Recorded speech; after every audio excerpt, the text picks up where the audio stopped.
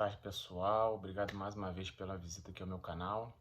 Venho trazer mais um caso concreto aqui, vivido por mim, né, como advogado aqui no Rio de Janeiro. Processo civil, uma execução minha contra a Fazenda Estadual, Estado do Rio de Janeiro. Iniciei a execução, o Estado, né, impugnou a execução.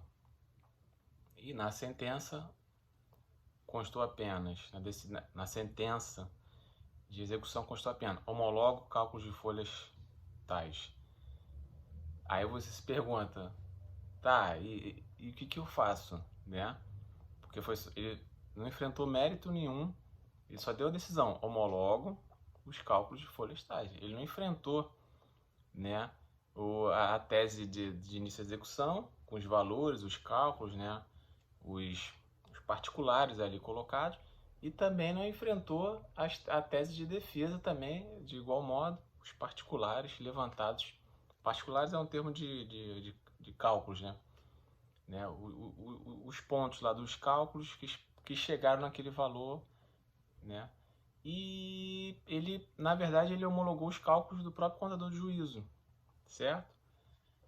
Que é determinado por ele, designado por ele. Ele homologou. Aí o advogado às vezes não sabe o que fazer. Por exemplo, cara, o que eu faço agora? Apelo ou agravo? Ou às vezes já apela direto. Não, eu vou apelar, saiu a decisão, eu vou apelar.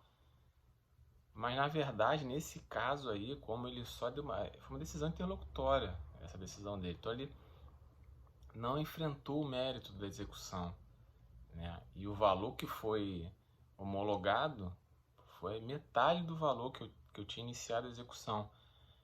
E se buscasse lá atrás o primeiro cálculo do contador, também foi metade do que ele tinha dado. Então havia uma discrepância muito grande. Então, o primeiro passo eu embarguei para ver se ele já alterava, né, a decisão, enfim, para enfrentar o mérito e dizer como ele chegou os fundamentos que levaram ele a chegar nessa decisão, daquele cálculo. Né, embargou, obviamente, os embargos, né, para questionadores, eles foram, né, afastados, enfim, foram rejeitados. E então eu apresentei meu agravo de instrumento. Então, quando subiu, foi para o tribunal e já em decisão monocrática já foi decidido a meu favor. Evidentemente, ali eu levantei os pontos da questão do contraditório, cerceamento de defesa, né? Primeiro você tem que atacar os fundamentos ali que deveriam estar na sentença e não estavam.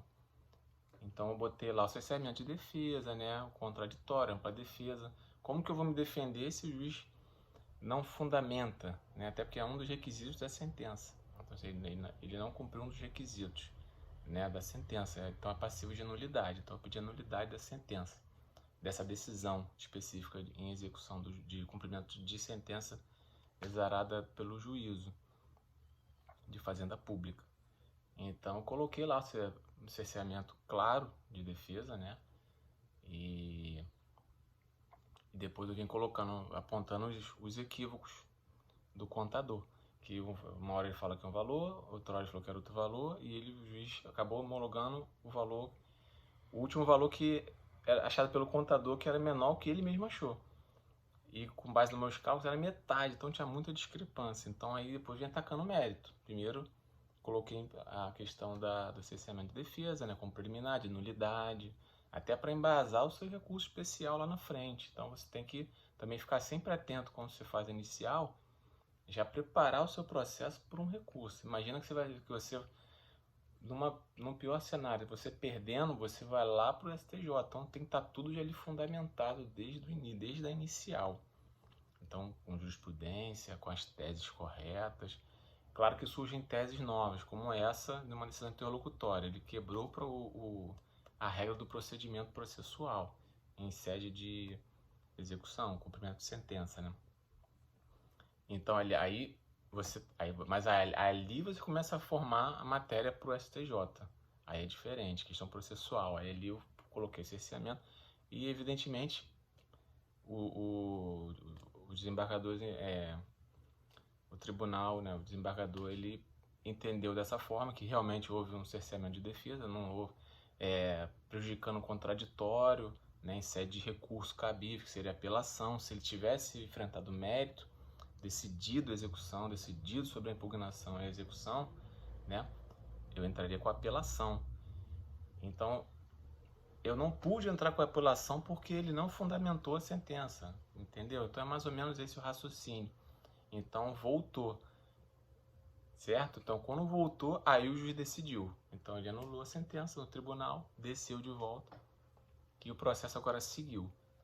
Foram feitos novos cálculos, enfim, agora seguiu. Então era só essa questão aí que pode gerar dúvida para algum colega aí, advogada ou advogado, certo? Alguém que está aí se debruçando sobre essas questões aí de execução, estudante, enfim.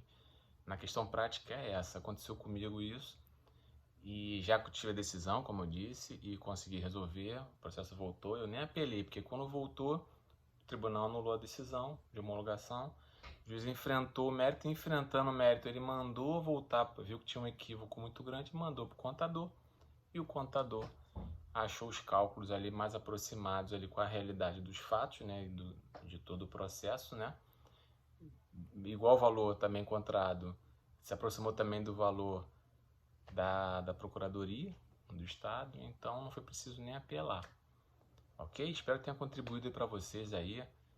Esse canal aqui não tem muitos recursos, não tem iluminação, estou usando aqui a iluminação da minha janela, abri aqui, né? Fechei para não fazer barulho, enfim, tô um calor danado aqui, não liguei nem o ar para não atrapalhar a qualidade do vídeo, que eu também não tenho câmera, é do celular, mas eu vim aqui para compartilhar com vocês aqui a minha experiência e meu dia a dia de advogado aqui no Rio de Janeiro. Espero que tenha ajudado de alguma forma, nem que tenha sido um pouquinho para alguém, uma única pessoa. É isso aí. Forte abraço, sucesso aí, doutores e doutoras.